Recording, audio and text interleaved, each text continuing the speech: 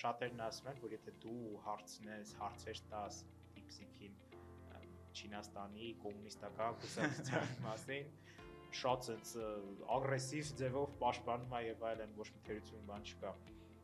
Առհասարակ արհեստական բանականությունները, լինի դիպսիքը, ChatGPT, Gemini, Copilot եւ այլն, դրանք ինչ-որ քաղաքական երանգներ ունեն։ Ես անգամ չեմ փորձել այդ կոմունիստական հարցադրում անել, բայց նայեք, այստեղ դու կարող օրինակ համար իրան հարցադրում տալուց առաջ դու կարող իրան ինչ-որ մի հատ որակավորում տաք, ինքը ով է։ Դու երևի որակավորում չեք տվել ու հա, չէ, օրինակ համար դու կարող իրան ասեք, որ լինի մաքսիմալ չեզոք ու ոչ մի քաղաքական դիրքորոշում ընդհանրապես չունենա ու դրանից դու այսինքն նոր հարց իրանք դուք որակավորումը տալիս եք ու նոր հարցադրումը իրականացնում եք։ Օրինակ նույն, չգիտեմ, եթե ձեզ պետք է ինչ-որ մարքեթինգային պլան,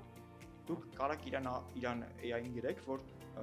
պատկերացրու դու 30 տարվա մարքեթինգային փորձագետ ես, մասնագետ ես, պրոֆեսոր ես ու նոր դրանից հարցադրում արա, վստահեցնում եմ ինքը անհամեմատ ավելի լավ պատասխան ձեզ կտա։